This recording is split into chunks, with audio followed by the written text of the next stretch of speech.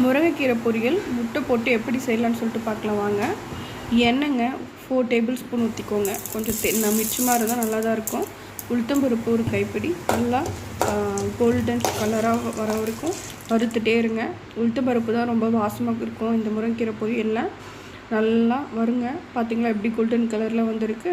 நல்லா வறுத்துட்டு இப்போ கொஞ்சம் வெயிட் பண்ணலாம். இப்போ ஆனியன் போடுங்க.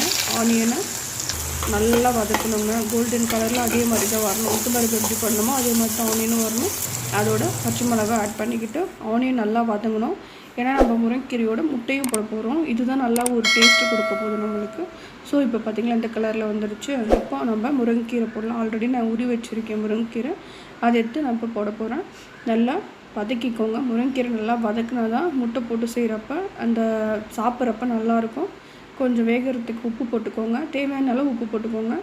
அப்புறம் கூட முட்டை போடுறப்ப கூட நம்ம போட்டுக்கலாம். இப்போ எனக்கு தேவையான அளவு உப்பு நான் போட்டுக்கிட்டேன். நல்லா வதக்கி விடுங்க.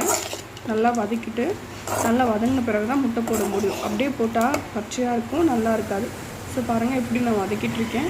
நல்லா வதக்கி விட்டுட்டு கொஞ்சம் மூடி வச்சுடுங்க. ஒரு 10 மினிட்ஸ் மூடி வச்சுடுங்க. மூடி வச்சுட்டு இப்போ திறந்து பார்த்தா சிம்மில் வச்சுட்டு மூடிடுங்க. இப்போ பார்த்திங்கன்னா நல்லா வெந்திருக்கு. ஓகேங்களா, நல்லா வெந்துட்டுருக்கு. நல்லா கலரி விடுங்க. பாருங்கள், சும்மா டேஸ்ட் பண்ணி கூட பாருங்கள் வெந்திருக்கா அப்படி இல்லையான்னு கூட நம்மளுக்கு பார்த்தாவே தெரிஞ்சிட்டோம். இப்போ என்ன பண்ண போகிறோன்னா எக்கு கொஞ்சம் ஆட் பண்ணலான்னு இருக்கேன். நான் 5 எக் எடுக்க போகிறேங்க. கீரைக்கு ஏற்ற மாதிரி எக் எடுத்திருக்கேன். ஸோ நான் 5 எக் எடுத்து ஊற்றுறேன்.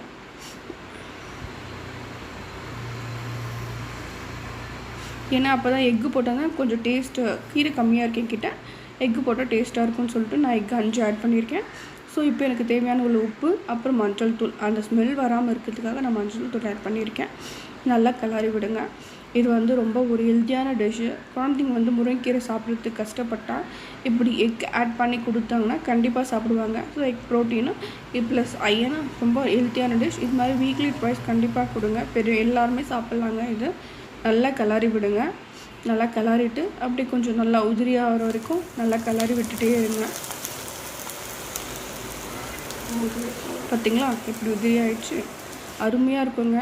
இது சாம்பார் சாதத்துக்கு, ரச சாதத்துக்கு சொட்டு சாப்பிட்டுட்டா சூப்பராக இருக்கும். இதுதான் முருங்கைக்கீரை வித் எக் பொரியல் ரெடி.